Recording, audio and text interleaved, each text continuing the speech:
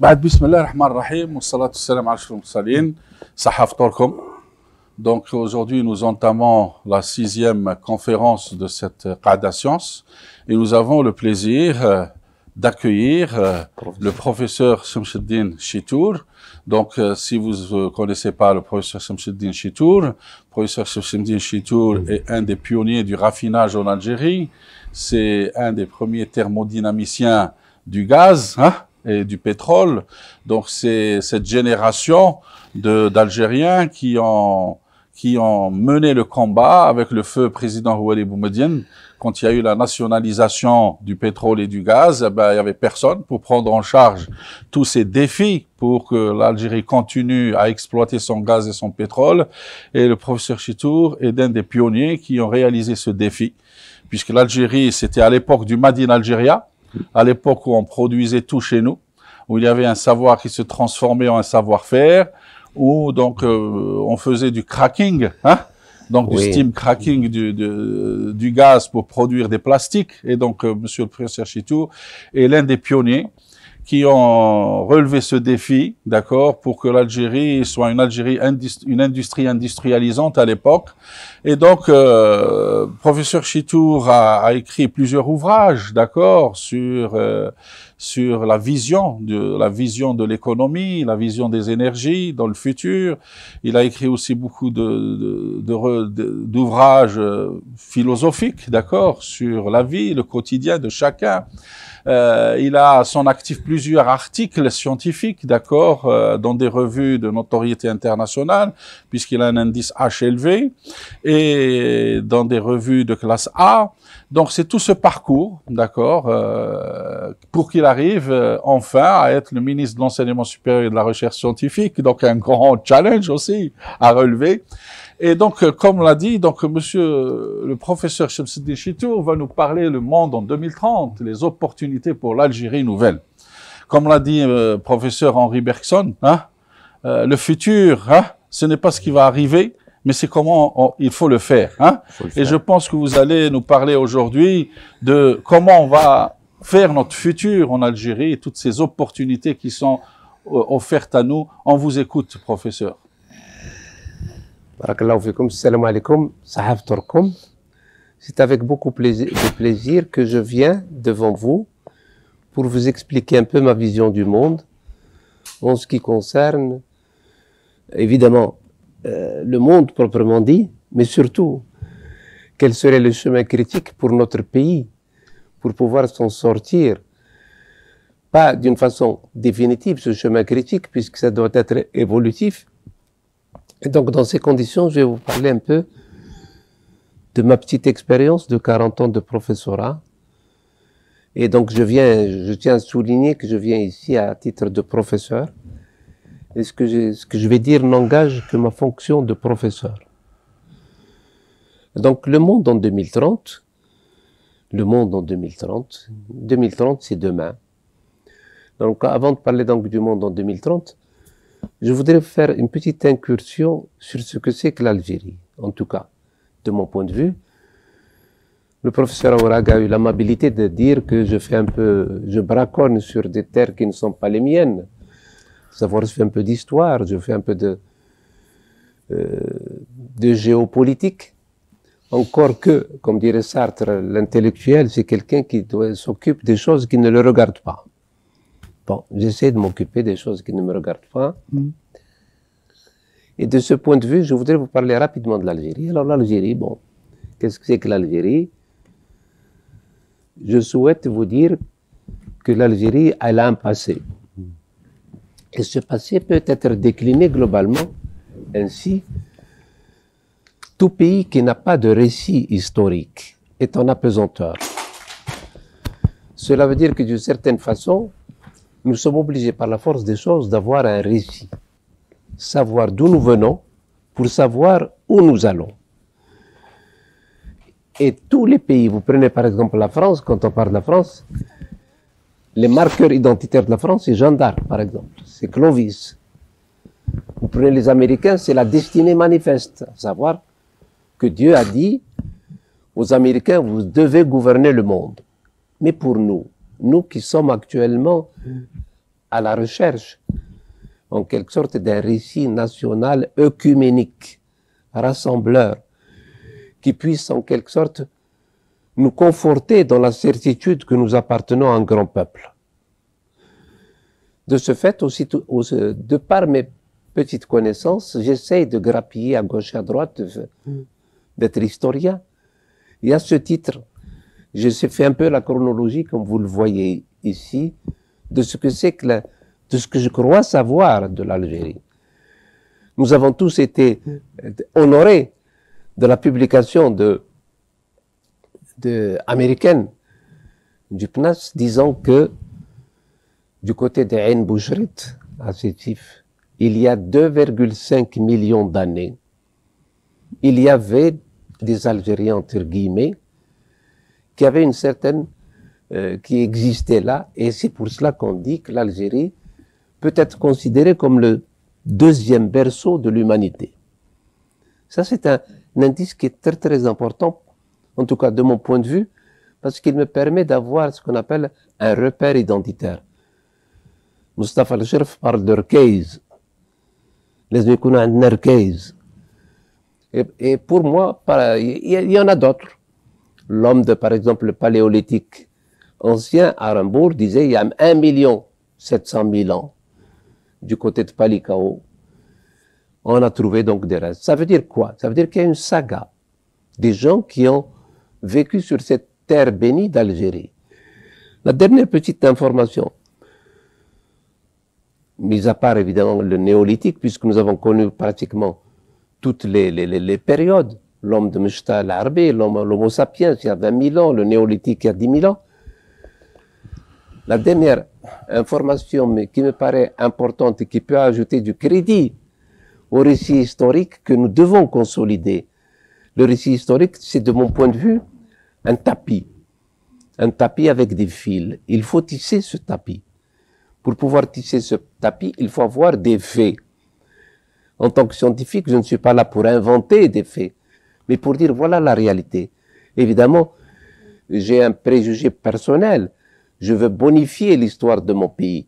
Donc, je vais mettre en valeur tout ce qui peut mettre en valeur mon pays, sans pour autant aller dans quelque sorte donner des faits qui n'existent pas. Bref, la dernière information que je mets à votre disposition, que vous devez certainement connaître, il y a 2 ans, le 30 novembre 2018, on a découvert dans cette fameuse météorite, au Sahara, voilà, ça commence bien, au Sahara, une météorite qui montre qu'il y a possibilité de créer les trucs de la vie, disons les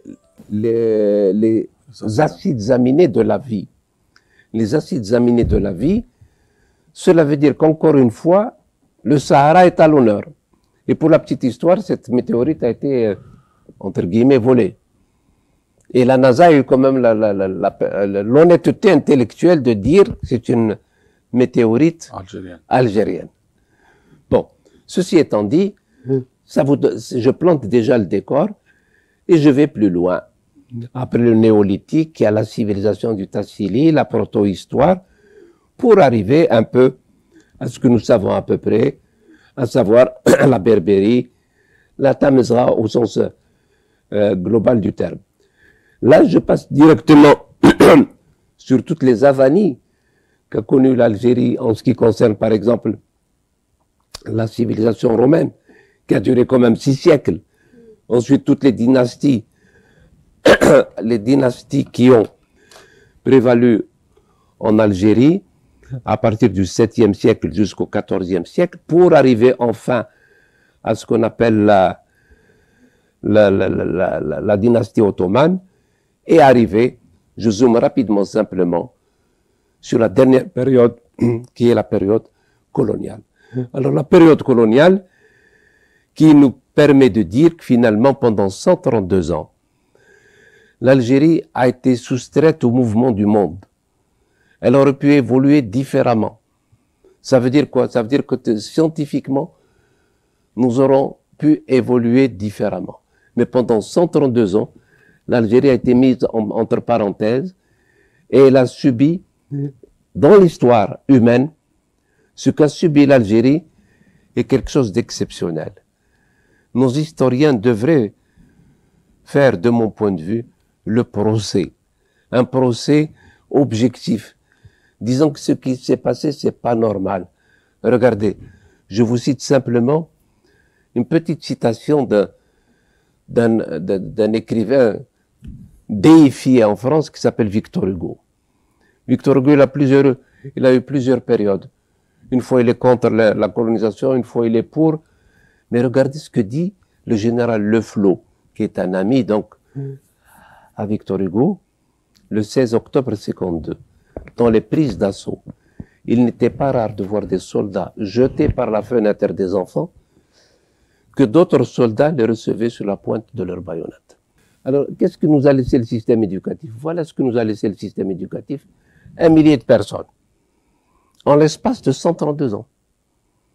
Farhat Abbas, Allah yarhamou, disait qu'en 54 à 62, le FLN a formé plus que la France en 132 ans. Parce que beaucoup de cadres pendant la Révolution ont été formés dans les pays de l'Est et ont permis en quelque sorte à l'Algérie indépendante de pouvoir démarrer. Le FLN, c'était pas simplement le combat, l'ALN, mais aussi on pensait au futur. Et quand le président a dit, nous pouvons maintenant penser au futur, c'est-à-dire qu'on était en pleine guerre, mais le président pensait au futur. Bref, voilà les digressions, le pillage, ce qu'a fait la France. Et les deux grands héros, les deux grands héros, veux-je dire, j'ai cité simplement 2 personnes. Il y en a beaucoup d'autres. Je vais vous citer une autre qui est aussi emblématique. C'est des milliers de héros anonymes. Mais parmi ces héros anonymes, il faut citer simplement aussi ceux qui ont essayé de combattre par les armes de l'esprit. L'Algérie, pendant 75 ans, s'est battue les armes à la main. Mais à partir de 1900-1905, elle a déplacé le combat sur le domaine politique. Et là, vous avez les leaders, les 3 grands leaders. Donc, M. El Hajj, Cheikh Ben Badis, Farhat Abbas. Ils ont essayé de jouer le jeu électoral, le jeu, j'allais dire, parlementaire. Ça n'a rien donné. Jusqu'en 1945. Et là, la France, le pouvoir colonial, a montré qu'il n'entendait rien et qu'il faisait de l'Algérien un sous-homme qui devait rester un sous-homme. Là, évidemment, il fallait passer à une autre phase. Voilà les 6 personnes qui ont dit non. Maintenant, on va passer à une autre phase du combat. C'est essayer d'arracher les armes à la main, l'indépendance. Alors, l'indépendance proprement dit, là, je donne quelques idées. Zulekha Oudey, c'est une révolutionnaire qui a fait quelque chose d'exceptionnel. Elle a perdu son mari, elle a perdu son fils, et elle-même, elle a été assassinée. C'est des milliers d'exemples comme cela. On ne leur rend pas assez justice. Mais il ne faut pas croire que le pouvoir colonial est avec des pourris. Il y avait des gens qui avaient une certaine proximité avec la révolution algérienne. Il y avait des Français, des Françaises. Cette dame-là, elle est morte les armes à la main. Raymond Péchard, du côté de Borj Barreris, les armes à la main. Bon. Et voilà donc évidemment Ben Mehdi, notre icône. L'indépendance. Voilà. Et après l'indépendance, pendant 55 ans, nous avons subi les humeurs des différents gouvernants qui se sont succédés.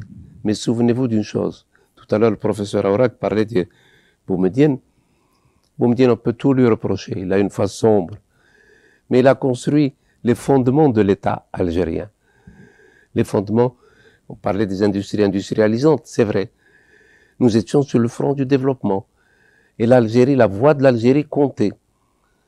Quand Boumediene est passé aux Nations Unies, le fameux discours sur le nouvel ordre économique international, c'était pas donné à tout le monde d'interpeller le monde et de dire non, il faut que ça change.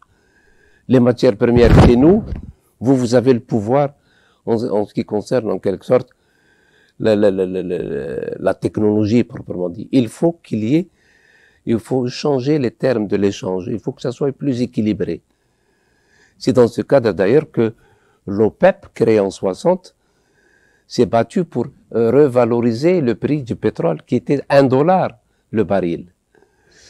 Et Boumediene, l'Algérie était à l'avant-garde. Sa voix comptait. Quand Belhaïd Abdeslam avec Zeki Yamani, vous imaginez, le plus grand producteur de pétrole et le plus petit producteur de pétrole. Ils allaient dans les capitales européennes pour leur dire non, il faut un nouvel ordre. On ne peut pas continuer avec $1. L'OPEP de cette époque, elle avait une vision. Mais évidemment, tout ceci a changé. Tout ceci a changé. L'OPEP, elle a été démolie par l'AIE.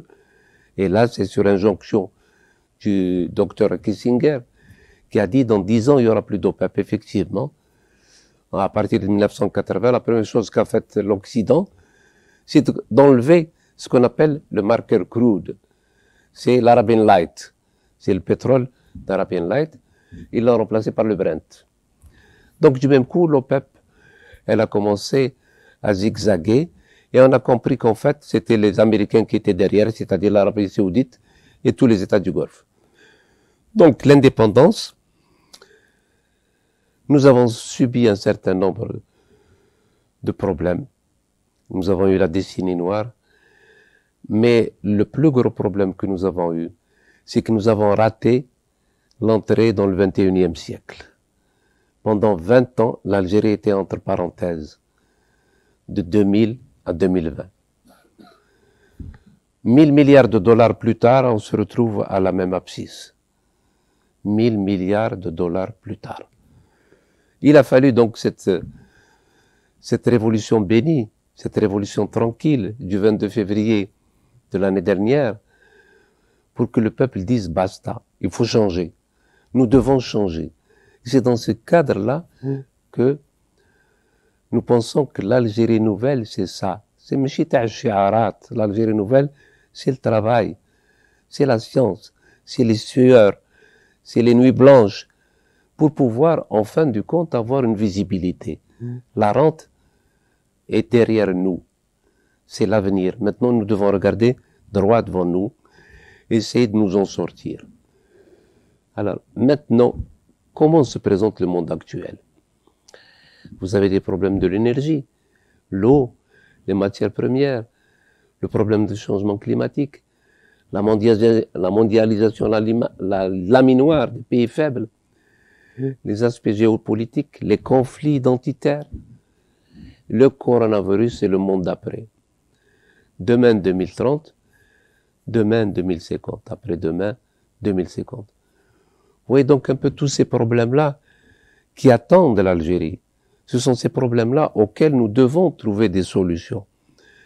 Pas des solutions à l'emporte-pièce ou à l'illusion que nous appartenons, que nous faisons, kunna. Tout ça, c'est terminé. C'est ce que nous produisons au quotidien. C'est ce que nous imaginons. C'est ce que nous semons que nous allons récolter. Et n'oubliez pas une chose. La meilleure semence, c'est l'éducation. Tous les systèmes qui ont réussi ont misé sur l'éducation. Mais pas dans une éducation statique. Nous verrons tout à l'heure qu'il faut que notre éducation soit dynamique, flexible, capable de changer de fusil d'épaule, d'épouser son temps. Et de ce fait, il est important quand même, d'expliquer ce que nous sommes, qu'est-ce que nous avons comme moyen. Il est évident qu'il y a une pédagogie à faire. Et cette pédagogie à faire impose d'épouser un certain nombre de contraintes du futur. Les voilà, les contraintes du futur. Le pic pétrolier, la mondialisation, les changements climatiques, les nouvelles technologies, la pénurie d'eau, la déforestation, la famine. Bref, nous sommes dans un monde qui va devenir de plus en plus stressant. L'un des plus grands stress à qui on n'a pas fait assez de considération, c'est le changement climatique. Le changement climatique fait qu'actuellement, nous avons jeté dans l'espace près de 1000 milliards de tonnes de CO2. 1000 milliards de tonnes de CO2. et une partie est revenue dans les océans. Donc il y a eu une acidification des océans. Ça veut dire quoi? Ça veut dire que vous allez perdre une partie du patrimoine de la faune et de la flore marine. Ce qui veut dire que de quelque part, nous allons le payer. Et donc cet effet de serre-là fait que la température augmente. Et quand la température augmente, les océans vont ressortir le CO2, qui va encore ressortir la température et faire en sorte qu'il y aurait un effet boule de neige. Et ça veut dire quoi? Le GIEC, c'est-à-dire le groupement intergouvernemental sur les changements climatiques, dit qu'il ne faut pas passer les 2 degrés. Nous les avons dépassés. À l'ère pré-industrielle, nous étions 180 ppm, 180 parties par million de CO2. Nous sommes à 420. La limite à ne pas dépasser, c'était 400. Donc, en clair, les différentes conférences tam-tam, comme celle de la COP 21 de Paris, c'est des vœux pieux. Personne ne veut faire l'effort de diminuer. Parce que ce qui est bien, il faut bien savoir, c'est le nord qui pollue, mais c'est le sud qui trinque. Les 1000 milliards, ce n'est pas l'Afrique qui les a jetés dans l'espace. Ce sont généralement les pays industrialisés et surtout les pays occidentaux. Pourquoi la Chine continue à jeter de l'air? Elle dit que je suis en retard. Ce qui veut dire dans le développement. Ce qui veut dire qu'elle est en train de continuer. Mais il ne faut jamais oublier que les Américains, c'est 20 tonnes de CO2 par habitant et par an. Bon, ils ont diminué un peu du fait qu'ils ont augmenté les énergies renouvelables. Mais regardez, les Africains, où est-ce qu'ils en sont? Actuellement, la Chine, elle est à 3 tonnes. Mais les Américains sont toujours à 20 tonnes, 17, 18. Ce qui veut dire qu'actuellement, le patrimoine que nous donne l'humanité, la nature, Dame Nature, nous le terminons chaque année plus tôt. Ce qu'on appelle l'Overshoot Day, le jour du dépassement. Chaque année, nous reculons. Cette année, c'était le 8 août. C'est-à-dire tout ce que nous a donné la planète pour une année, nous l'avons terminé au 8 août. À partir du 8 août, nous vivons à crédit. Et la nature nous le fait savoir. Ce sont les convulsions climatiques. Et évidemment, les convulsions climatiques, elles touchent en priorité les pays du Sud, qui n'ont pas la parade, ils ne savent pas. À titre d'exemple, quand il y a une houle dans les Pays-Bas, quand la mer est démontée, quand il pleut, etc., ils ont mis des digues métalliques. C'est-à-dire que, aussitôt qu'il y a un problème, les digues montent. Nous n'en sommes pas là. Chaque année, le Bangladesh perd une partie de sa terre, parce qu'il est au-dessous du niveau de la mer. Et il y a des îlots qui vont disparaître. Pourquoi? Parce qu'il y a l'élévation du niveau de vie, du niveau des océans. Et donc, dans ces conditions, nous allons avoir énormément de problèmes, les changements climatiques. Nous avons eu les réfugiés climatiques et les réfugiés économiques, les réfugiés politiques. Maintenant, nous avons les réfugiés climatiques. Les gens ne peuvent plus vivre là où ils sont. Il y a des petites îles devant l'Australie qui vont être submergées. Il est prévu qu'elles soient submergées en 2030. Elles ont demandé à vivre en Australie. Qu'on leur donne un coin sur le continent australien. L'Australie n'a pas voulu. Pour dire qu'il n'y a plus de solidarité. C'est la guerre de tous contre tous. Et nous devons, dans ce genre de choses, il n'y a pas de paternalisme. Il faut se battre. Il faut se battre scientifiquement. Et les guerres classiques qui n'ont plus cours. Nous allons le voir tout à l'heure. Nous ne sommes plus à l'ère de Bondokia. Nous sommes à l'ère du joystick. Vous appuyez sur un bouton et le satellite donne instruction au drone pour pouvoir tirer. Vous ne voyez plus votre ennemi. Tout est à revoir. Et il faut donc que nous changions de fusil d'épaule. C'est pour cela que l'université, encore une fois, doit être à l'avant-garde. Elle doit attirer l'attention des citoyens sur les défis qui arrivent. Nos programmes pédagogiques doivent changer tout le temps. Maximum 3-4 ans. C'est tellement évolutif de telle façon à épouser son temps. Faire en sorte qu'on ne soit pas dépassé. Et là, nous avons du retard. Nous partons d'assez loin. Alors, quelles sont les conséquences des changements climatiques? Voilà. Il y a de tout. Il y a des problèmes de santé publique, dégradation des sols. Vous avez la déforestation, la désertification et surtout la perte de biodiversité. La 6e extinction est en marche. Dans l'histoire de l'humanité, il y a eu 5 extinctions. La 6e extinction actuellement est en marche. Elle se fait à bas bruit. C'est pas le coronavirus. Mais si vous regardez le coronavirus, à l'échelle historique, ce n'est rien. Il y a 300 000 morts. La grippe, chaque année, c'est 600 000 morts. Et vous avez vu tout le tintamarre qui est fait autour de cela. Mais regardez une grippe pareille, du fait de sa nocivité en termes de fréquence, elle a bouleversé le monde. Elle a bouleversé le monde, elle a mis la moitié de la planète à la maison. Et là, c'est un problème. Et c'est un problème à la fois sociologique, historique. Et l'homme, d'une certaine façon, quand il était chasseur-cueilleur, il y a 10 000 ans, il n'était pas confiné. C'est lui-même qui a créé les instruments de son confinement. En créant sa première hutte, sa première cabane, il a délimité en quelque sorte son espace. Et petit à petit, j'allais dire que c'est une conséquence. Le coronavirus n'est venu que consacrer un état de fait que nous avons sédimenté pendant 10 000 ans. Bref, tout ceci pour dire, il y a effectivement, beaucoup vous disent le corona, après le corona, et le monde après le corona. C'est vrai que c'est une perturbation brutale. Mais vous allez voir que les fondamentaux de l'ancien monde seront toujours là. Les fondamentaux de l'ancien monde seront toujours là. Cette perturbation passagère, il nous faudra du temps pour l'absorber. Mais elle passera. Mais les fondamentaux sont là.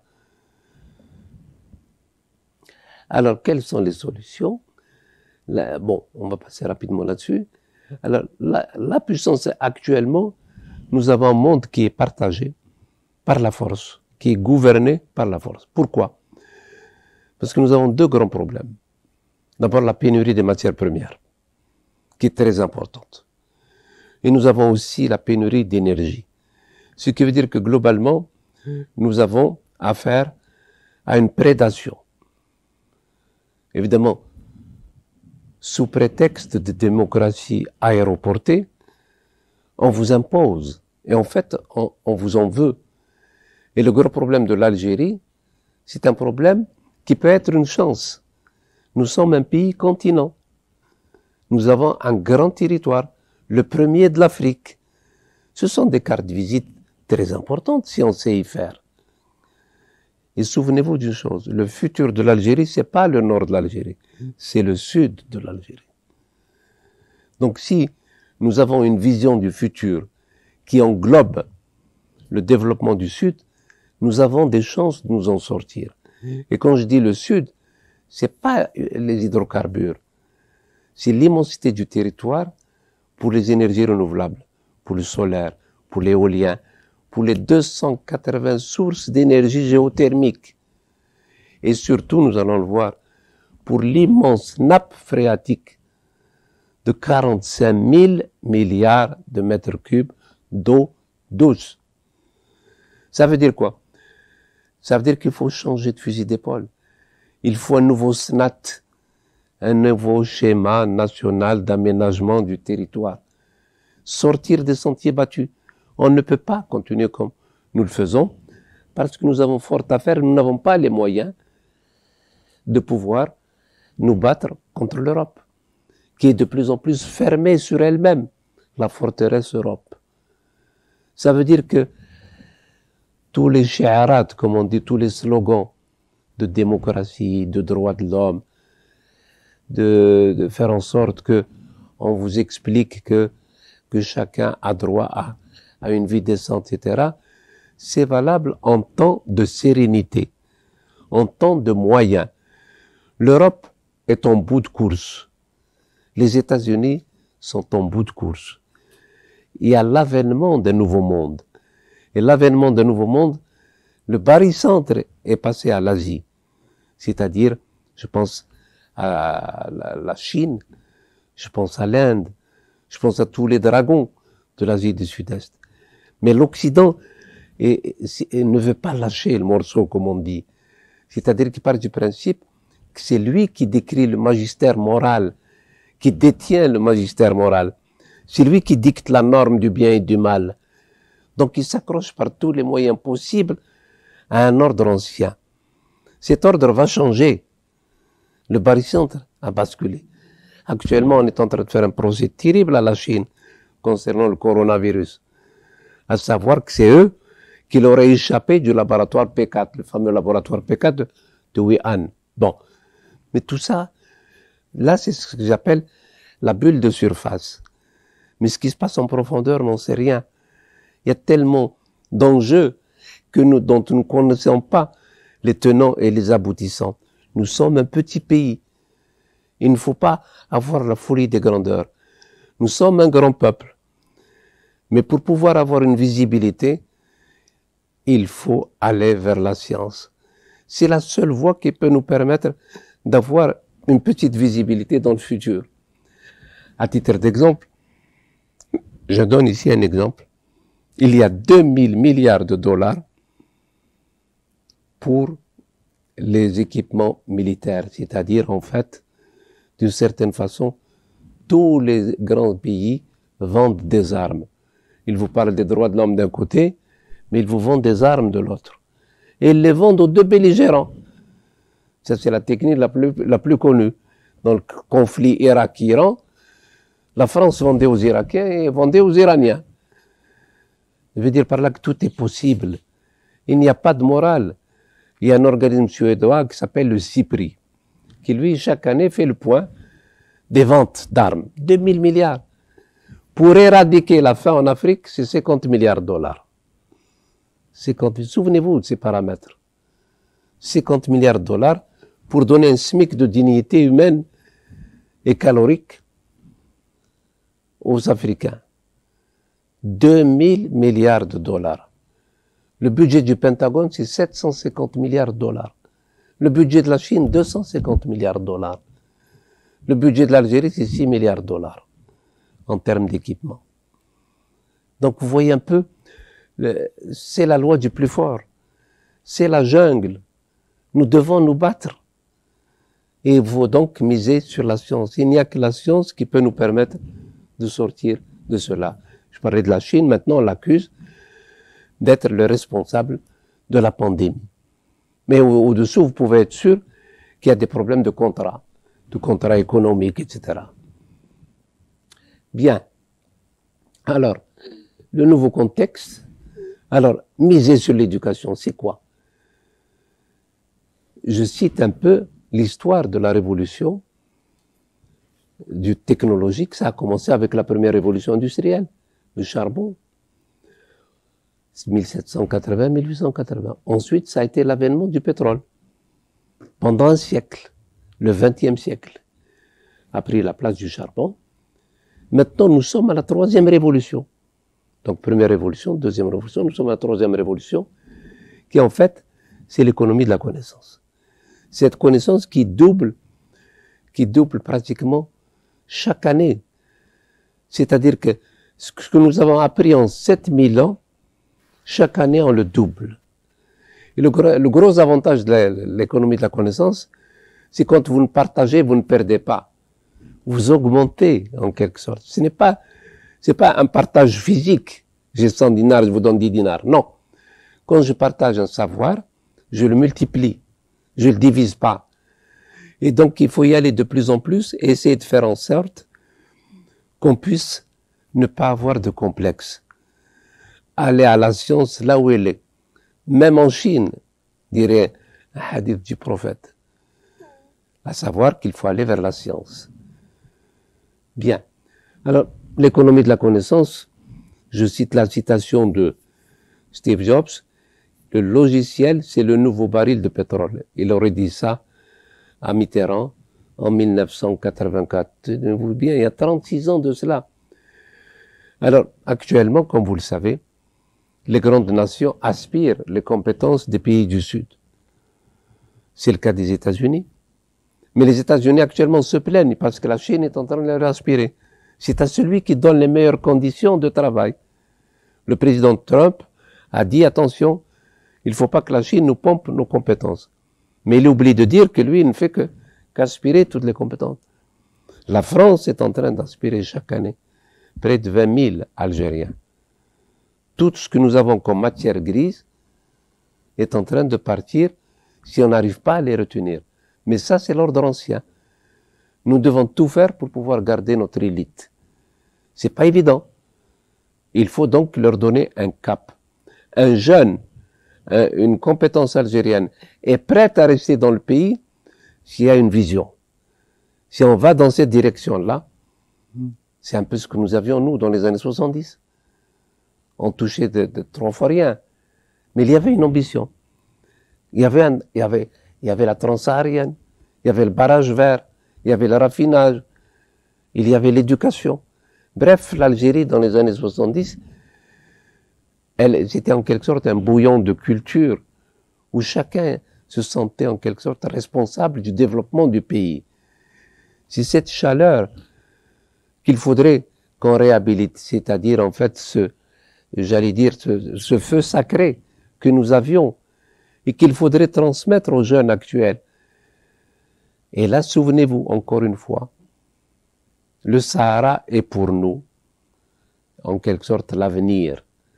Si nous arrivons à développer une stratégie de développement du Sahara, faire en sorte que les villes du Nord puissent diminuer la pression sur les villes du Nord, faire en sorte qu'on aille vers le Sud, créer des villes nouvelles, avec de l'eau, avec de l'électricité, avec une terre qui est tout à fait capable de recevoir. Les rendements sont énormes en ce qui concerne l'agriculture. C'est un peu la nouvelle vision actuellement. Développer les énergies renouvelables, nous allons en parler. Alors la troisième révolution vient d'en parler justement. Elle est basée sur les énergies renouvelables et faire en sorte qu'il n'y ait plus de centrales électriques massives. Il faut que chaque bâtiment soit lui-même une petite centrale électrique. Il faut qu'il y ait un Internet de l'énergie. Vous avez votre voiture, il y a une batterie de 40 kW. Je veux partager, si j'ai besoin de l'électricité dans mon bâtiment, elle me redonne l'électricité. Et je la recharge la nuit. En fait, si vous voulez, une sorte de smart grid, un réseau intelligent, où tout est partagé, un bâtiment n'a pas assez d'énergie, il en reçoit d'un autre bâtiment.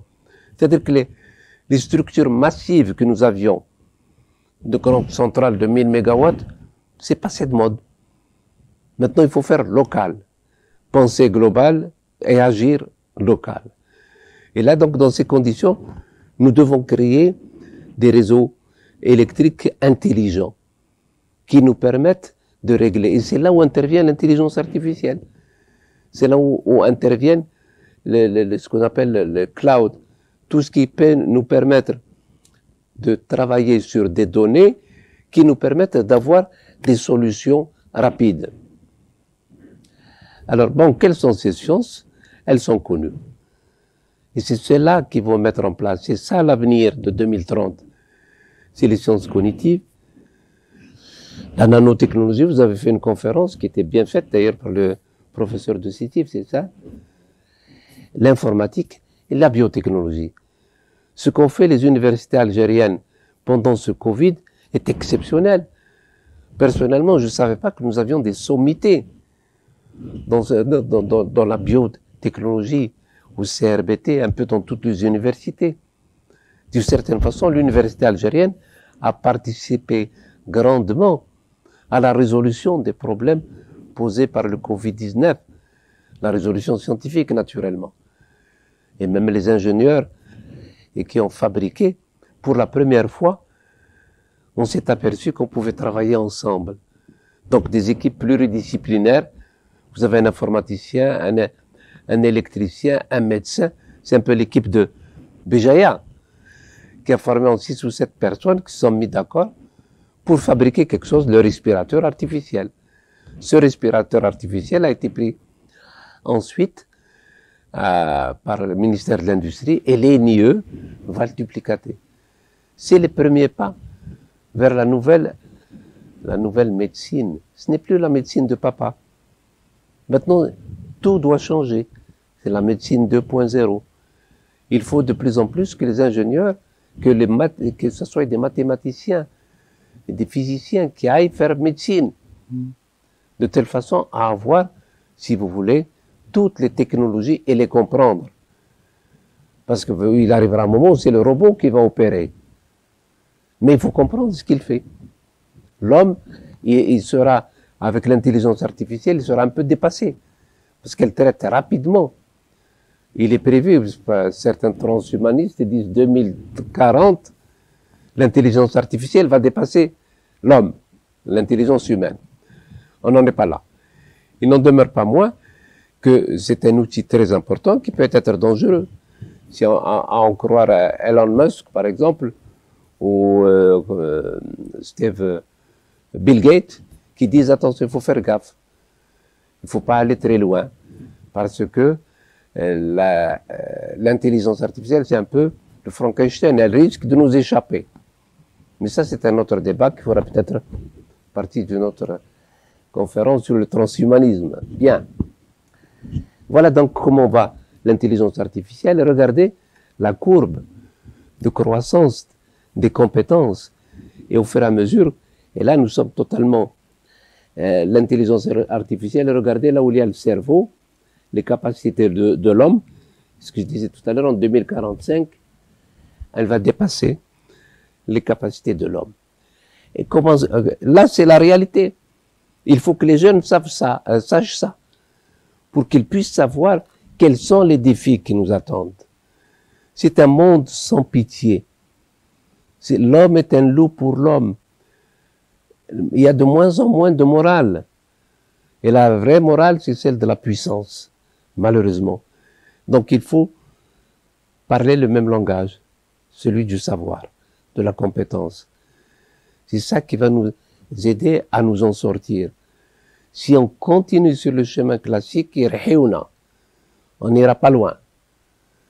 Nous allons devenir une zone d'ombre. Regardez, les civilisations millénaires ont disparu. Qui parle de l'Irak, qui a vu l'enfance de l'humanité? Qui parle de la Syrie? Elles ont été laminées. Et pourtant, le berceau de l'humanité, c'était là-bas. Quand les Américains sont rentrés en 2003 à Bagdad, ils ne sont pas allés sécuriser le musée de Bagdad, qui est le premier au monde, avec la civilisation mésopotamienne. Non, ils sont allés sécuriser les puits de pétrole et le ministère du pétrole. Il faut avoir cela en tête. Et donc, une fois que vous l'avez en tête, ça ne veut pas dire il faut se battre.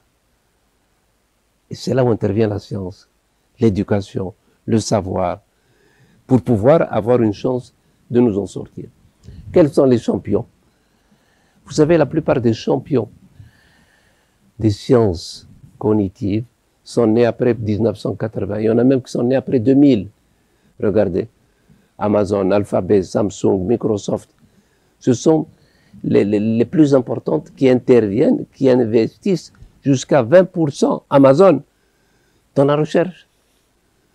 Regardez où ils en sont.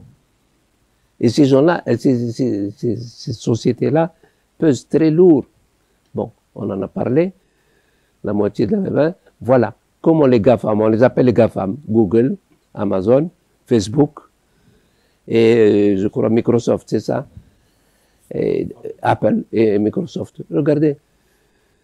Et toutes ces choses-là font que, en milliards de dollars, ils arrivent à avoir les budgets de pays. Une petite entreprise qui a le budget d'un pays africain. Une petite entreprise. Vous prenez par exemple Facebook. Mark Zuckerberg, 125 milliards de dollars. Il est né il y a 20 ans. Il y a 20 ans, moins de 20 ans. 125 milliards de dollars. C'est-à-dire, globalement, le tiers du budget de l'Afrique. 125 milliards de dollars. Des petites entreprises qui misent sur l'intelligence. On les appelle les GAFAM, souvenez-vous de ce terme. Alors, il nous faut donc aller vers un système éducatif de haute priorité protéger la formation de l'élite, former des milliers d'ingénieurs informaticiens. C'est l'avenir aussi. Il faut aller vers l'informatique de plus en plus. L'investissement dans le savoir, vous avez, l'Algérie est à peu près 1%. Regardez où en sont. Jusqu'à 6, 7, 8% dans la recherche. On dit, on vous donne 1% de progrès. Non, il faut donner ce qu'il faut, mais demander des comptes. Demandez des comptes. Qu'est-ce que vous produisez? Produire utile. Voilà ce dont le pays a besoin. Et il faut que l'université devienne une ruche. Il faut qu'elle devienne un bureau d'études. Il faut qu'elle devienne un immense incubateur. Il faut que tous les projets de fin d'études, les thèses, soient en partie dirigés vers ce dont a besoin le pays. Il faut donc qu'il y ait une étroite intrication entre l'enseignement supérieur et l'industrie pour essayer de faire en sorte qu'on diminue les importations. Faire preuve de patriotisme scientifique, patriotisme économique. Évidemment, il faut miser sur la technologie. Nous sommes l'un des rares pays où il n'existe pas de technologie. Prenez un pays comme l'Allemagne, 37% des étudiants vont en technologie.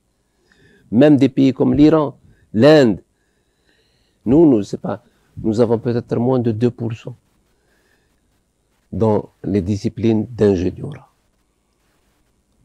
En 1990, il y avait 8000 ingénieurs qui étaient produits, entre guillemets, par l'université algérienne. En 2019, il y a eu 1800. Alors que le nombre d'étudiants a été multiplié par 10.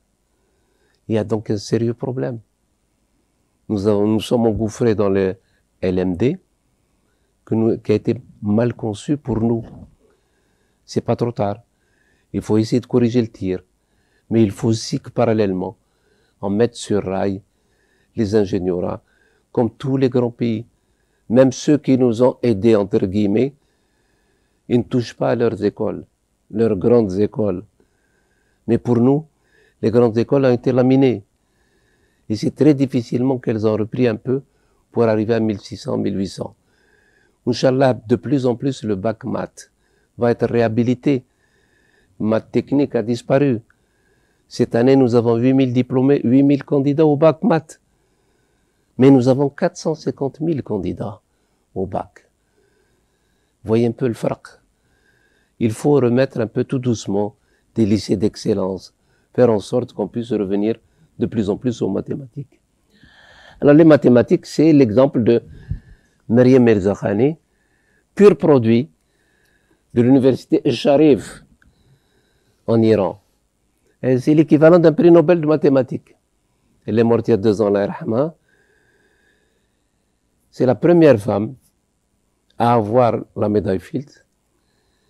Et c'est la première musulmane mathématicienne à être récompensée en 2014. Elle a tout eu, cette dame-là. Elle a fait les Olympiades mathématiques 100 sur 100. Et on a commencé à faire les Olympiades mathématiques, mais comme notre rang décroissait chaque année, on les a supprimés. C'est la meilleure technique, maintenant on supprime. Bien.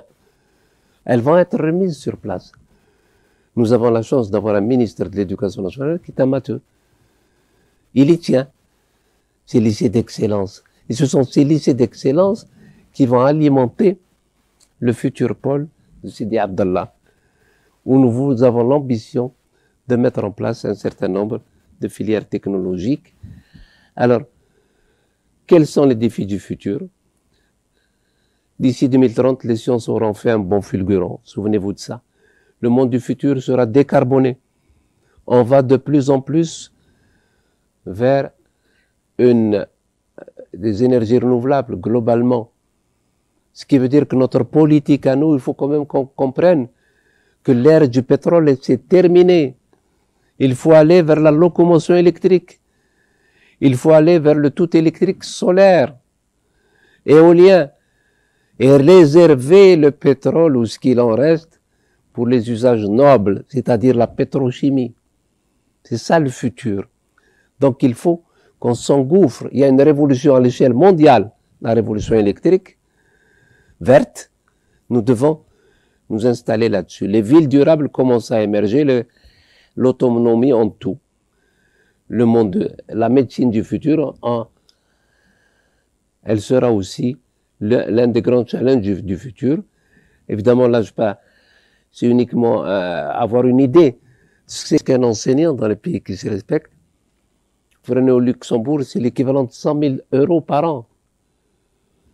Et vous voyez un peu, l'Italie, c'est 30 000 euros par an. En Algérie, nous sommes à 8 000 euros par an, par enseignant. Ça aussi, il faut voir un peu. C'est un paramètre qu'il faut prendre en charge. Toutes choses égales par ailleurs. Avec les 8 000 euros, vous vivez en France comme si vous aviez 20 000 euros. Les prix ne sont pas les mêmes. Évidemment, il y a des soutiens des prix et autres. Bref, voilà le monde du futur. Rapidement, le séquençage. C'est très important. À savoir que maintenant, la nature intime de l'homme commence à être décryptée, l'ADN. Et il fut une époque où ça coûtait très cher quand vous faites un ADN. Maintenant, avec $1000, mais peut-être même moins, on peut avoir sa carte génétique. Tout ça, c'est des défis importants. Il y a un grand projet qu'à l'époque, vous m'en avez parlé. Quel est le génome du peuple algérien? Quel est le génome? Et il ne faut pas que ce soit les autres qui le fassent. Il faut que ce soit nous qui le fassions. Ça, c'est un défi à relever aussi. Savoir qui nous sommes. Les robots humanoïdes, voilà le futur. Vous ne faites pas la différence entre le robot et l'ingénieur qui l'a conçu et qui parle de la même façon. Donc, c'est toute une nouvelle civilisation qui est en train de naître. Vous créez ce qu'on appelle des chatbots, c'est-à-dire des gens, des automates qui font les mêmes tâches que vous. Mais évidemment, il y a des processeurs énormes. Il y a beaucoup d'intelligence dans ce type de travaux. Et ça, c'est l'avenir. Et pour le côté positif, et même pour le côté négatif. Pour le côté positif, les personnes du troisième âge, on leur donne maintenant des compagnons robots. C'est des robots. Mais vous avez aussi évidemment les robots tueurs, parallèlement. C'est ça, voilà, les robots tueurs. Voilà l'armée, ce qu'on appelle l'homme augmenté. Ce n'est plus l'armée classique, il a tout ce qu'il faut ici. Il a un ordinateur avec lui. C'est ça les nouvelles technologies. L'ère al-Bunduqi rahat. La bravoure ne suffit plus. Il faut des neurones. C'est très important. Et voilà donc l'avènement des robots tueurs. On ne fait plus la guerre directement. On envoie un robot. C'est lui qui va se battre. Ou évidemment, le robot, si vous son logiciel, si vous lui dites il faut tuer, il tue. Il ne réfléchit pas. Et c'est là le gros problème de l'intelligence artificielle. Ouais, par exemple, une voiture, les voitures de Google, aux États-Unis, en Californie, tu as la voiture, il y a des enfants et un vieux. Elle doit choisir. Qui doit-elle écraser, les enfants ou le vieux? Il y a un problème moral. Mais là, l'intelligence artificielle, on n'est pas encore là. Est-ce qu'elle doit sacrifier le vieux? Si elle doit sacrifier, ou bien les jeunes? Et tout ça, c'est en train d'évoluer. C'est en train de se faire. Il y a une nouvelle révolution qui se fait à bas bruit. Et l'Algérie doit rattraper son retard. Pendant 20 ans, nous avons été en parenthèse. Nous n'avons rien fait, si vous voulez, qui puisse nous permettre de pouvoir être visibles. Il faut tout faire. Il faut tout faire et nous devons nous battre pour cela. Actuellement, on clone les animaux. Et ça pose des problèmes concernant l'humanité, la génétique, l'éthique. Mais il faut que les scientifiques sachent de quoi. Il ne faut pas qu'ils se voilent la face. Comment nous, en tant qu'Algériens, allons-nous nous en sortir dans un environnement aussi difficile, aussi dangereux, aussi peu éthique? Voilà, la science-fiction des choses. On pense qu'en 2045, que l'intelligence, comme je disais tout à l'heure, elle sera 1 milliard de fois plus puissante que les 8 milliards de cerveaux. Ça veut dire qu'on risque d'être gouverné par des cerveaux. Voilà. Le bloc opératoire, j'en ai parlé tout à l'heure. La troisième révolution industrielle, on en a parlé tout à l'heure. Alors, le futur sera électrique. Le futur sera électrique. Souvenez-vous, en 2030-2035, il y aura 500 millions de voitures électriques. Cela veut dire que c'est une révolution, j'insiste là-dessus. Et même les pouvoirs publics commencent à parler de voitures électriques. C'est une bonne chose.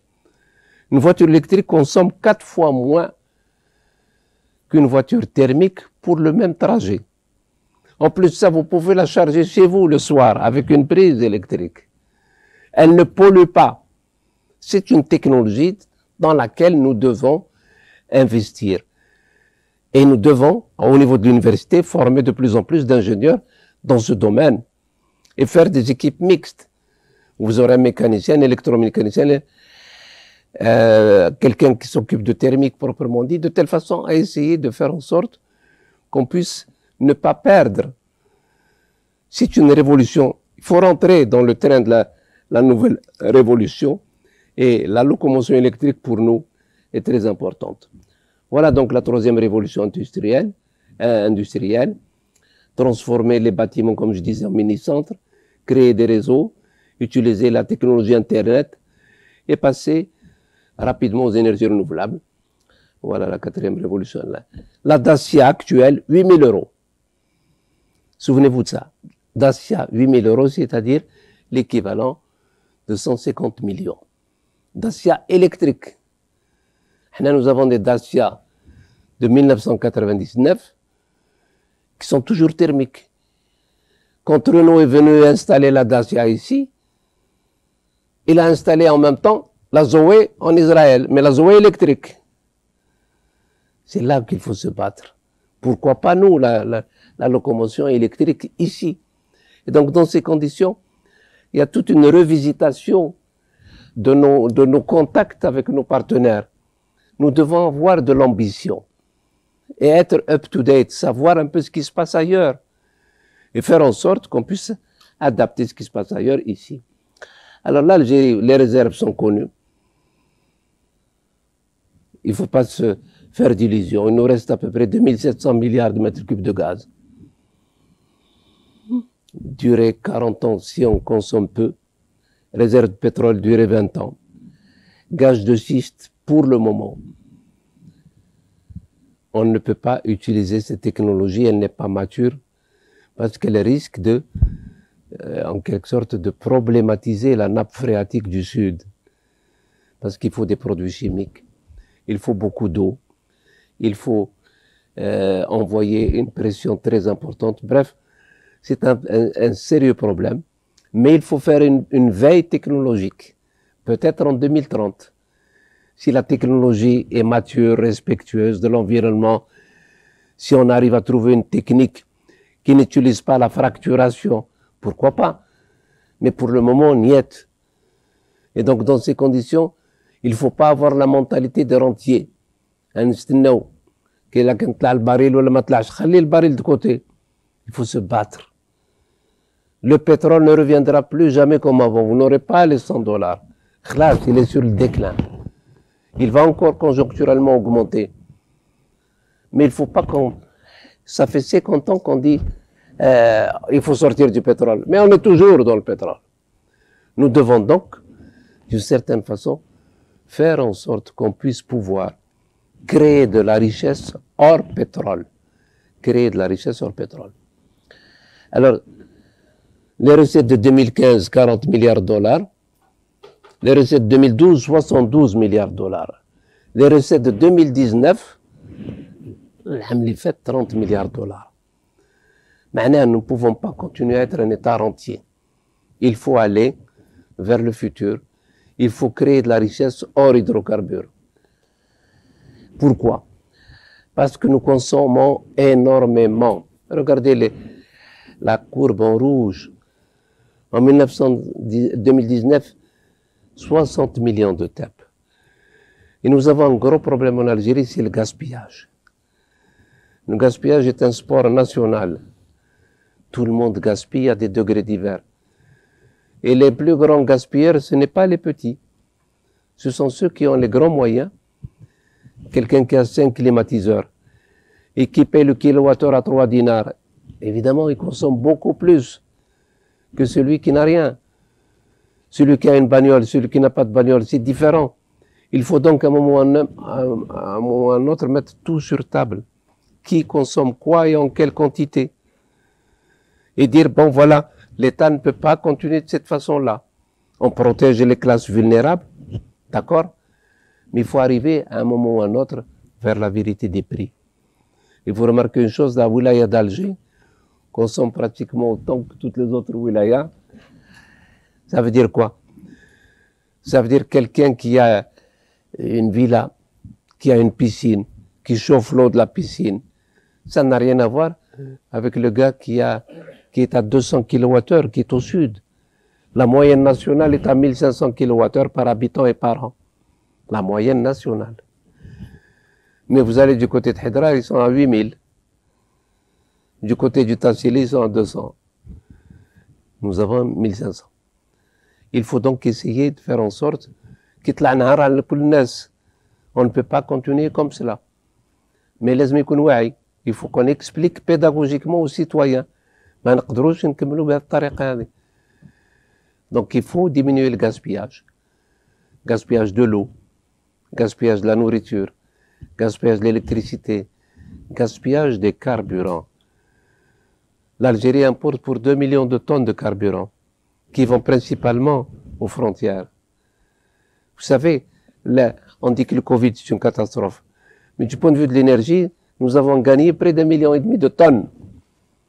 Nous avons gagné 1,5 million de tonnes. Mais cette année, nous n'allons pas importer des carburants. À l'aise, parce que les gens ne circulent pas. Quand je dis circulent pas d'une façon, quand vous êtes jusqu'à 17h, avec quoi le khadma? Jusqu'à 17h, mais même la nuit, ils circulent. Il y en a qui font bref, ils utilisent la voiture pour aller acheter un journal et de siyara, au lieu d'aller à pied. Bref, nous avons gagné en quelque sorte le fait que nous n'allons pas importer de carburant cette année. Du fait que nous utilisons moins de carburant. Donc c'est possible d'économiser. L'année dernière, on avait 2 milliards de dollars. C'est énormément d'argent. Et une partie de ces 2 milliards de dollars, on va les frontières à l'air. Parce que le carburant tana, il coûte 4 fois moins cher que le carburant marocain. 5 fois moins cher si c'est le diesel. Même chose avec les pays du Sud riverains ou la Tunisie. نفس الشيء. Le Covid في تونس fait que la consommation d'énergie تاع سوق هراس est plus faible qu'avant. بكري كانت سوق هراس elle consommait énormément. Voilà. On ne peut pas continuer ainsi. Alors j'ai parlé tout à l'heure de tous les défis qui se posaient, mais évidemment nous avons, d'ici 2030, nous avons à peu près les mêmes défis. En plus, il y a la cyberguerre. Il faut donc former de plus en plus dans le domaine informatique. Vous avez toutes les guerres, comme on a dit, changement climatique, la famine, les guerres de l'eau, le coronavirus. Et tous ces problèmes-là sont pour le futur. Donc il faut aller vers le développement durable. Et le développement durable, c'est quoi? C'est l'environnement, c'est le social, c'est l'économique. Il faut marier ces trois concepts de respecter l'environnement, s'occuper de la société et faire en sorte que cela soit viable économiquement. Voilà donc ce dont nous devons faire. Nous avons prévu un plan énergie renouvelable qui va démarrer, peut-être tout doucement, mais Inch'Allah, il va démarrer. Nous n'aurons pas la possibilité d'avoir les 22 000 mégawatts, mais nous démarrons. La fameuse nappe, regardez comme elle est importante. L'avenir est aux énergies renouvelables. Imaginez que vous développez le Sud. Vous créez des villes nouvelles. Vous avez une transsaharienne électrique. Toute la production du Sud va monter vers le Nord avec de l'électricité renouvelable. Vous allez créer d'immenses périmètres d'agriculture industrielle. Et nous allons soulager le Nord. C'est-à-dire créer des villes. Ain Salah, Tamanrasset, il y a 700 km, il y a de l'eau, il y a de l'électricité. On peut créer des villes nouvelles. C'est ça ce que j'avais dit tout à l'heure, le SNAT. Bref, donc il faut développer le Sud pour en faire une seconde Californie et préparer l'école du 21e siècle, évidemment. Il faudrait la préparer en essayant de miser toujours sur le fameux triptyque lire, écrire, compter. Nous ne l'avons pas encore. Lire, écrire, compter. Et donc, il faut qu'on change, c'est ce qu'on est en train de faire avec l'éducation nationale, introduire de plus en plus des matières scientifiques et faire en sorte qu'on puisse aller vers des lycées d'excellence. Nous avons à peu près une quarantaine de lycées d'excellence qui vont être mis en place. Alors, quelques mots, monsieur le professeur, si vous permettez, sur comment l'université du futur. Il faut rattraper notre retard. L'enseignant doit être flexible. Dans sa carrière, il faut qu'il change. Et l'université ne peut pas garantir un emploi.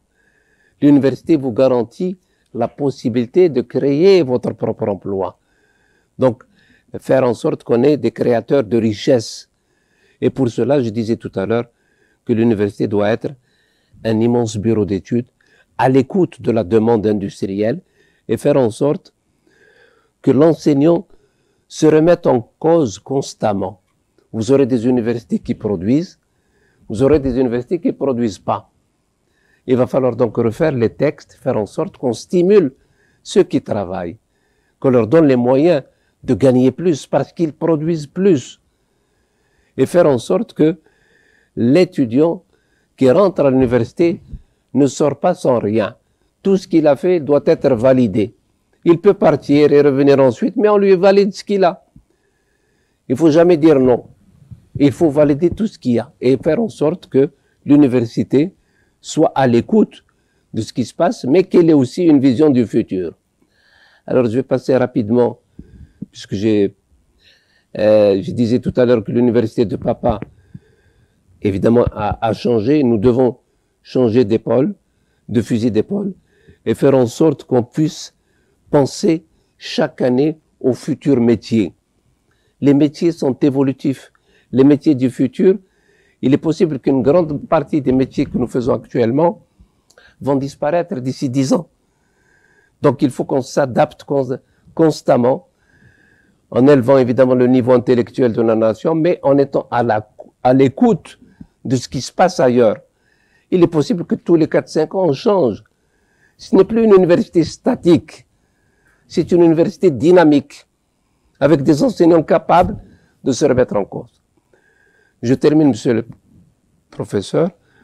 Je voudrais vous dire un mot sur les pôles d'excellence. Le moment est venu pour le pays de créer, en quelque sorte, des pôles d'excellence à côté de l'université classique, évidemment à qui il faut donner toute la considération.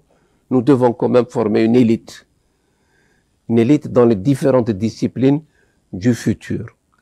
Et si tout se passe bien, si Dieu nous prête vie, le pôle Sidi Abdallah devrait pouvoir nous permettre de pouvoir avoir un certain nombre d'écoles qui vont essayer d'être en phase avec ce qui se passe dans le monde, notamment en ce qui concerne les mathématiques, la physique, la biologie, l'intelligence artificielle, la robotique, la médecine.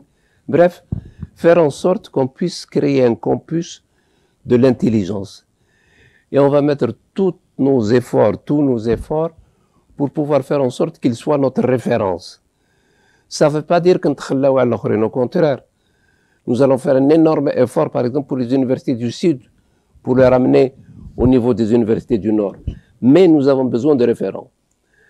Alors, globalement, nous sommes arrivés à la conclusion. La formation de l'élite est pour le pays une question de survie. L'université doit contribuer à la formation de l'homme nouveau. Il adaptera, produira des choses à notre portée et il innovera et il créera. Il faut donc qu'on arrive de plus en plus au savoir-faire et au mérite. Le mérite, c'est-à-dire celui qui mérite les musta'arfou. Il faut que l'université puisse pouvoir, il faut que le pays puisse pouvoir récompenser son élite, ceux qui travaillent. Il faut les stimuler. Mais pour cela, il faut que nous ayons une présence, une visibilité. Et cette présence et cette visibilité, on est utile. Le coronavirus a montré que l'université algérienne était utile, très important. De plus en plus, on parle de l'université.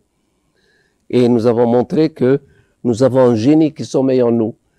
Nous pouvons faire des choses, nous devons faire les choses et nous devons penser vers l'avenir. Et je pense que il y a des indices qui nous permettent d'espérer. Je donne un exemple. Là, évidemment, je parle de Polytechnique. Ils ont eu le deuxième prix au monde en robotique en 2018. Et pour la petite histoire, en 2018, ils n'ont pas eu le visa. Ça se passait à Paris. Ils n'ont pas eu le visa. Ils avaient travaillé. Ils ont écrit à l'ambassadeur de France sur le journal. Ils sont allés à Paris. Ils ont eu le prix. C'est passé inaperçu là. C'est l'ambassade de France qui a dit « Je remercie et je suis fier d'avoir donné le visa à des jeunes qui ont eu le deuxième prix mondial. » Pour dire qu'il va falloir quand même réhabiliter le savoir. À côté de tous les autres arts, à côté du journalisme, à côté de tout ce qui permet d'entretenir en quelque sorte la conscience intellectuelle du pays, il y a aussi la science. Il faut qu'on parle de science de plus en plus dans ce pays. Sinon, il n'y aura pas d'avenir. Et pour qu'il y ait un avenir, il faut que nous soyons téméraires. Il faut que nous rejoignions. Oui, je suis là, je peux aider, je peux faire. L'enseignant doit montrer la pleine mesure de son talent. Nous l'avons montré à l'occasion du coronavirus. Il y a d'autres challenges. Tâchons d'être à la hauteur. Je vous remercie.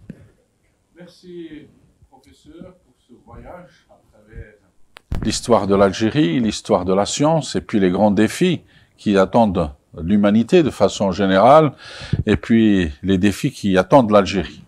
Vous avez, à la fin, deux mots essentiels qui ont retenu mon attention, l'excellence et le mérite. L'excellence, comme l'a dit Francis Blanche, il vaut mieux viser l'excellence et ne pas l'atteindre que viser la médiocrité et l'atteindre. Hein? Ouais, je pense qu'aujourd'hui, c'est un de nos défis tous, hein, réunis aujourd'hui. Et vous avez aussi essentiellement parlé de deux choses importantes pour cette nouvelle Algérie. Il faut que son socle soit le savoir et la science. Que le savoir et la science doivent être réhabilités pour que nous puissions passer, et vous l'avez dit, l'humanité de demain, elle est basée sur l'économie de la connaissance. Hein? Que la connaissance va jouer un rôle primordial. Ce n'est plus le pétrole, hein? Ce n'est plus les énergies, ce n'est plus la matière première, mais c'est l'intelligence. Hein? Il n'y a que l'intelligence qui peut faire valoir, hein, donc une notoriété à un pays. Et donc c'est tous ces aspects-là que vous avez développés à travers donc ces 4 piliers qui sont la biotechnologie, les nanosciences de façon générale, les sciences cognitives, hein, et ces nouvelles énergies alternatives. Et vous l'avez dit, tout cela pour garantir un avenir certain pour notre peuple, c'est-à-dire une sécurité alimentaire. Et que le Sud va être aujourd'hui le nouveau Eldorado, hein, de notre pays, et qui pourra peut-être nous donner le salut, hein, pour les années à venir. Donc, sans plus tarder, monsieur le professeur, il y a eu plusieurs questions qui s'arrivent donc à travers notre page, hein, et je voudrais vous poser quelques questions, hein, de ceux qui nous ont suivis, hein, dans cette rada, d'accord. Alors, la première question, vu les ressources renouvelables, le solaire, le vent, le thermique, en Algérie, qui est considéré comme un géant énergétique, on trouve que le taux de pénétration des énergies renouvelables ne dépasse pas le 1%. Si j'ose le dire, est-ce que vous allez vraiment dans le chemin qu'a pris par le Danemark et l'Allemagne, ou ça restera toujours la langue de bois? Ma deuxième question, en tant que chercheur, dans le domaine des véhicules électriques, quels sont le futur dans notre pays? Si on revient au bled, je pense que c'est quelqu'un qui est de l'étranger, puisqu'il dit si on revient au bled, on trouvera vraiment les moyens pour pouvoir améliorer ce domaine. Finalement, j'espère que M. Chitour fait des tournées régulières à nos universités, surtout celles du Sud, histoire d'évaluer les laboratoires. Voilà la première question qui est posée par un qui nous a suivis lors de cette qada. Oui, très bien. Enfin, il a posé une question qui est quand même importante, c'est la pénétration des énergies renouvelables dans le pays. Pour être honnête, en tant que scientifique, nous devons dire que en 1962, il y avait 450 mégawatts d'énergie hydroélectrique, c'est-à-dire renouvelable. Il y avait une quinzaine de petits barrages laissés par le colonisateur qu'il avait mis en place pour ses besoins propres. Bien. Le modèle énergétique que nous avions en 62 était le suivant. 40% renouvelable et 60% thermique. Mais thermique avec le charbon. Donc, c'était des centrales au charbon. C'était la centrale du Hamma. Ce qui veut dire qu'on consommait 1 TWh. Actuellement, nous sommes à 65 TWh. Nous étions à 8 millions d'habitants, donc 125 TWh. J'ai dit tout à l'heure que nous sommes à 1500. Donc, on a multiplié par 12. Sans contexte, il y a une évolution, en quelque sorte, de la consommation de l'Algérien. Il y a une qualité de vie. 1500 kWh, c'est quand même pas mal. Bien. Mais ce qu'il faut dire, c'est que la pénétration du gaz naturel a totalement laminé l'hydroélectricité. Actuellement, je crois qu'ils sont à 100 TWh, 100 mégawatts. Et encore. Ce qui veut dire que c'était le gaz naturel partout. Je ne sais pas, à tort ou à raison, on a fait la pénétration du gaz naturel même en altitude. Dans les pays qui se respectent, il n'y a pas de gaz naturel en altitude. C'est chez nous, Barak. Ailleurs, ils utilisent du bois, ils utilisent toutes autres possibilités. Par exemple, en Suisse, en France, etc. Nous, on fait grimper le gaz naturel à 2000 mètres. Bon, c'est un problème. Mais c'est ça le développement. Ce qui veut dire que nous sommes un pays à 99% électrifié et à 50%, je crois, pour le gaz naturel. Ceci étant dit, actuellement, nous sommes à 380 mégawatts d'énergie solaire. Le plan initial qui a été mis en place, c'était 22 000 mégawatts en 2030. On n'y arrivera jamais. Pendant près d'un quart de siècle, comme vous le savez, je faisais une journée sur l'énergie. Yom al-Ilm. DRG, toutes les vidéos, il va falloir qu'on les mette quelque part, de chaque année, ce qu'on faisait. Les élèves ingénieurs polytechniques proposaient un modèle énergétique. Le dernier en date, on a proposé un modèle à 20% renouvelable, 30% renouvelable, 50%. On dit voilà ce qu'il faut faire. Donc on dimensionnait les unités. On faisait en sorte, voilà les gains que l'on peut avoir. Le gros problème, c'est que nous avons perdu du temps. Pendant près de 10 ans, on nous a dit que le kilowattheure solaire n'était pas rentable. Il était rentable en Allemagne, alors que le gisement est à 1500 kilowattheures par mètre carré par an. Tandis que chez nous, nous sommes à près de 3000. Il y a des régions à 3500, des régions à 2000. Bref, il est rentable là-bas, il n'est pas rentable. Maintenant, depuis 3 ans, le kilowattheure solaire est aussi rentable que le kilowattheure thermique, sinon mieux. Oui. Ce qui veut dire que chaque fois qu'on brûle un kilowattheure thermique, c'est une erreur. Parce que on enlève du potentiel du gaz naturel restant. Et qui est définitif. Quand vous enlevez un kilowattheure, vous enlevez un mètre cube de gaz, c'est définitivement qu'il est perdu. Alors que le Sahara est une pile électrique. Souvenez-vous, le Sahara est une pile électrique. On peut tout faire au Sahara. On peut alimenter toute l'Europe. Il y a des études qui ont été faites par Desertec, etc. Ça veut dire quoi? Ça veut dire qu'il ne faut pas qu'on perde de temps. Pendant 20 ans, on nous a tourné en boucle. Rien. On a fait effectivement, on a bricolé maintenant.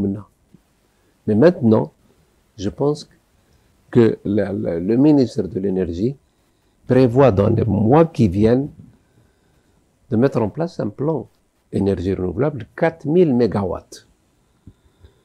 4000 mégawatts, on peut espérer que dans 2-3 ans, ils seront opérationnels. Bien. Et c'est le premier pas. Le président de la République a parlé de la nécessité d'aller vers les renouvelables, la transition énergétique vers le développement durable. Le problème, c'est la cinétique. Il faut qu'on fasse en sorte, tous ensemble, les citoyens sont au premier chef, parce que le plus grand gisement du pays, souvenez-vous, c'est celui des économies d'énergie. C'est à peu près 10 à 20%. C'est-à-dire que sur les 60 millions de tonnes que l'on consomme, au minimum 10 millions de tonnes, on peut ne pas les utiliser. Et c'est un viatique pour les générations futures. Et même si on les vend, il ne faut pas vendre du pétrole. Boumediene disait il faut vendre des produits raffinés. Oui, ouais.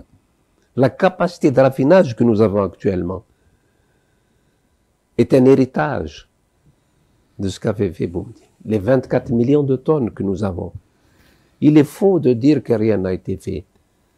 Les complexes de matières plastiques dont on parlait tout à l'heure, tous les GNL, tout ceci, c'est à mettre à l'actif de cette période 65-78. Bref, maintenant, il ne faut pas se lamenter sur le passé. Mais moi, ce qui nous importe, c'est de ne pas perdre de temps. C'est que le citoyen comprenne qu'il faut qu'on économise l'énergie. Mais c'est rien. Le fait que vous sortiez, que vous éteigniez, on gagne. C'est tous ces petits gestes. Et je dis toujours à mes élèves, je termine là-dessus, en Égypte, ils ont à la télévision, ils ont un feu rouge, un feu vert, un feu orange. Quand le réseau électrique de l'Égypte n'arrive pas à supporter, il y a un feu rouge à la télé, au coin à la télé. C'est-à-dire que le citoyen est invité à faire un effort. Il était une chambre, il décale le climatiseur, il décale le lave-vaisselle, le mbad. Bref, il lisse la courbe. Et donc, dans ces conditions, vous voyez le rouge qui passe au jaune, ensuite qui passe au vert. C'est ça l'éco-citoyenneté. Nous pouvons le faire, nous devons le faire. Et c'est tous ces petits gestes qui font que le peuple doit être... Mais il faut lui expliquer. Les parties prenantes. Nous allons rapidement terminer nos réserves. Il reste peu de choses. Mais les économies d'énergie sont très importantes. La deuxième question, qui est celle de la locomotion électrique, le gouvernement a annoncé qu'on va aller vers la locomotion électrique. Naftal est en train de faire tout pour installer des bornes électriques. Évidemment, ça ne va pas se faire d'un seul coup. Mais nous prenons cette cinétique. Évidemment, chacun d'entre nous s'investit pour qu'on aille dans cette direction. Et de ce côté-là, je ne peux pas vous garantir que la cinétique soit importante, mais je peux vous garantir que le chemin est tracé. Parfait. On y va. Parfait. Alors, bonsoir. Ma question est la suivante. Qu'auriez-vous suggéré pour valoriser l'enseignement des sciences fondamentales dans les universités algériennes, maths, physique et chimie, et améliorer la production du savoir et des connaissances théoriques précurseurs du développement des sciences appliquées et de l'innovation technologique, sachant que les meilleurs étudiants sont généralement orientés vers d'autres disciplines? En fait, le grand problème des sciences fondamentales, c'est qu'on ne leur a pas donné assez d'importance. Je me souviens de l'ancienne fac, des anciens comme nous. Quand vous faites un DES de maths, quand vous faisiez une licence de physique, une licence de chimie, c'était quelque chose. C'était 3 ans. Mais c'était avec des cadences très importantes. On faisait 40 heures par semaine. Le nouveau format qui a été mis en place, avec les masters avec 21 heures, 22 heures, etc. Les licences, c'est pas ça. Il y a des fondamentaux qu'il faut apprendre. Il ne faut pas couper dans le programme. Nous allons y revenir. Quand on va remettre à l'honneur les mathématiques, la physique, la chimie. Vous marquez, c'est les fondamentaux. Quand quelqu'un est blindé dans ces matières, n'importe quelle spécialité peut y aller. N'importe quelle spécialité. Parce qu'il y a 16 Et là, il n'y a pas de miracle. Il faut avoir de bons socles. Nous allons revenir graduellement à ces enseignements d'une façon intensive. Revoir tout doucement les programmes. Et des programmes de toujours actualisés. Et ensuite, évidemment, nous pouvons aller vers la technologie. Mais il faut avoir le socle. Maths, physique, chimie, biologie, sciences de la Terre. Et après, avec ça, nous pouvons tout faire. Ceci étant dit, ce professeur de l'université algérienne, ce n'est pas que cela. C'est aussi les sciences sociales. C'est aussi les sciences humaines. C'est aussi le droit. C'est aussi les sciences économiques.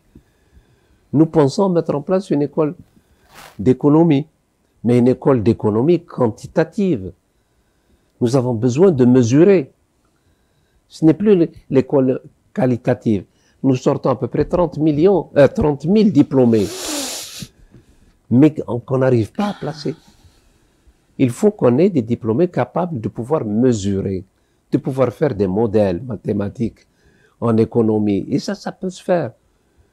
Le gros problème aussi, nous n'avons pas une bonne école de sociologie. Il faut introduire de nouveaux programmes. Je vous parle l'affaire du coronavirus, comment la société algérienne, comme au même titre que les sociétés qui ont évolué, ont été perturbées. Parce que c'est une nouvelle vision. Il faut qu'on ait une sociologie plus dynamique, qui ausculte la société. On ne connaît pas notre société proprement dite. Il n'y a pas, par exemple, d'institut d'opinion. Qu'est-ce qu'ils pensaient d'elle? Qu'est-ce qu'ils pensaient d'elle? On ne sait pas, on ne connaît pas les tendances. Donc nous sommes un peu, il faut arriver tout doucement structurer, faire des enquêtes, avoir la possibilité d'avoir des indicateurs qui permettent aux dirigeants de savoir dans quelle direction veut aller le peuple. Bon, c'est pas tout à fait ça. Donc il y a un déficit. Nous avons des écoles de droit et nous avons des facultés de droit. Nous produisons 30 000 juristes. Mais qu'est-ce qu'ils font? Ils vont dire avocats. C'est pas ça. Est-ce que nous avons besoin de 30 000 avocats par an? Nous avons par contre le devoir de faire le droit de la mer, le droit de l'espace, le droit des conflits internationaux. Ça, on ne l'étudie pas. C'est tout ça qui est la nouvelle vision de l'université, collée à la réalité du monde. Là, nous sommes encore au droit public, droit privé, droit constitutionnel. Et on bat. On est que je fais comptabilité. Comptabilité, vous pouvez la faire ailleurs. Pourquoi en faire? Par contre, il faut introduire de nouvelles disciplines. Et surtout, l'interdisciplinarité. Faire en sorte qu'il n'y ait pas de cloison. Le gros problème de ce pays, c'est que l'ouah fi haddou. Alors que le monde, pour pouvoir régler un problème, il faut être à plusieurs. Ah, ou l'exemple, le respirateur artificiel de Béjaïa, c'était plusieurs personnes qui appartenaient à 4 facs différentes. Fac de médecine, fac de technologie, fac d'électronique, fac d'informatique, fac de mécanique. Et ils ont fait quelque chose. Donc il faut déconstruire. Il faut que les gens aillent les uns vers les autres. ماشي كل واحد في حده. ماشي l'arabisant, le francisant. Ce qui compte, c'est l'Algérie. Et la langue n'importe peu.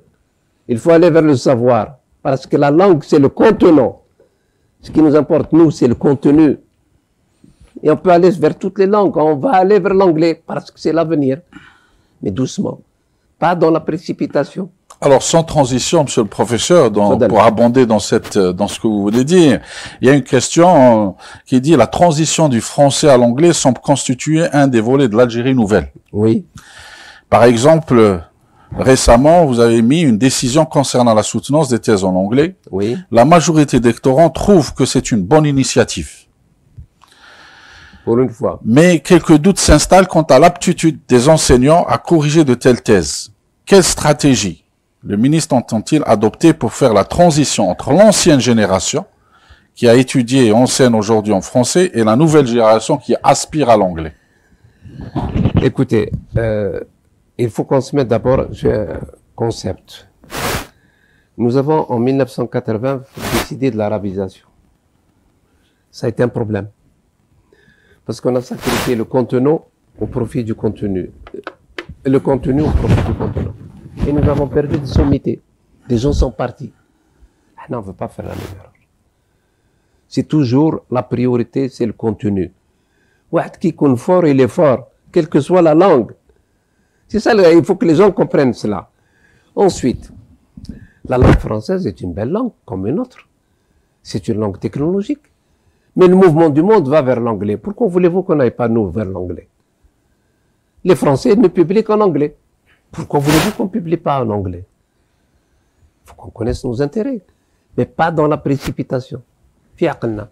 Nous avons dit, nous allons commencer par ceux qui sont en fin de parcours.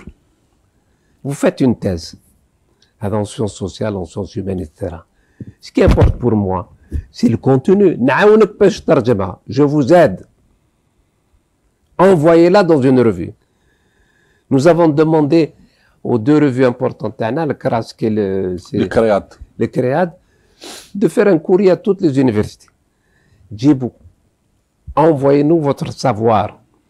Vous avez un problème de traduction, on est là pour traduire. Ce qui est important, c'est le contenu, encore une fois. Et ces revues-là, pour que ce soit des revues internationales avec un grand impact factor, etc. Il n'y a pas de problème. Nous voulons que les thèses soient faites en anglais. S'il n'est pas possible de faire tout le manuscrit, mais allez, faites 10 pages. L'équivalent d'une publication. Ma thèse, elle fait 600 pages, je la résume en 10 pages. J'ai dit, il y a la publication. À la revue, et c'est mon résumé. C'est pas le problème, c'est un faux problème.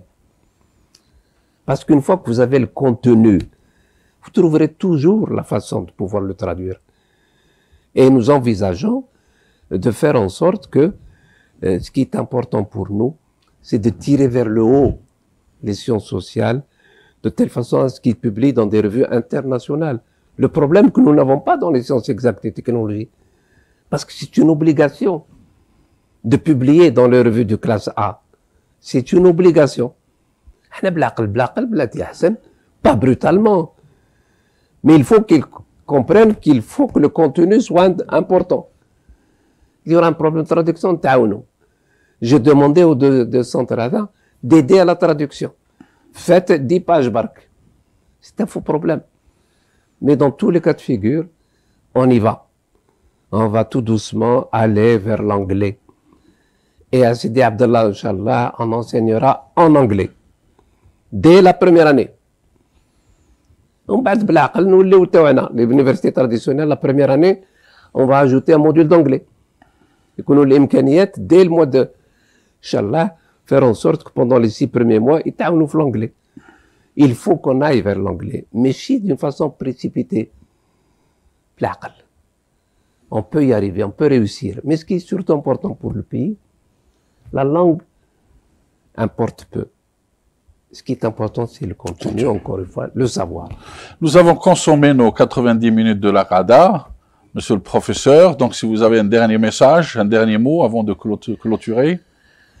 Je voudrais remercier tous les enseignants et les enseignants, et évidemment les étudiantes et les étudiants, pour l'effort qu'ils sont en train de faire dans cette période de Covid pour pouvoir garder l'essentiel des enseignements. Ça veut dire quoi? Ça veut dire que nous sommes à leur écoute. Nous souhaitons qu'il y ait un feedback, qu'ils nous disent ce qu'ils n'ont pas compris. Nous sommes ensemble et nous trouverons des solutions à tous les problèmes qui se posent. L'essentiel, on veut aller vers l'avenir. كما يقول طارق بن زياد البحر وراءكم والعدو أمامكم. العدو c'est التخلف. Il faut se battre pour aller vers la science, vers le futur. Il n'y a pas de raison. Nous avons un pays jeune, nous avons un pays qui a montré qu'il avait des compétences. Et il est faux de dire que ce que nous produisons ne vaut rien. Au contraire, c'est nous qui ne sommes pas à la hauteur. Ce qui est important, c'est qu'il faut que les changements se fassent en douceur. Nous allons tous dans la même direction. Et pour aller tous dans la même direction, il est nécessaire, me semble-t-il, que chacun joue son rôle pour qu'il y ait un avenir, Inch'Allah, pour cette Algérie nouvelle. Barakallahu fikum. Merci, professeur. Donc, nous allons, donc c'est Notre qada aujourd'hui s'achève et puis je termine par cette citation. On dit que la vie c'est comme le soleil, tous les deux décrivent des courbes, tous les deux s'inclinent à l'horizon, mais parfois il y a des crépuscules qui sont plus beaux que les aurores. Donc nous pensons que notre Algérie de demain sera plus beau que ce qu'elle était, et puis que ce que vous avez dit nous donnera beaucoup d'espoir, hein? Donc dans une Algérie plus forte et qui elle ressortira de ce Covid plus forte encore. Je vous remercie, et merci encore une fois.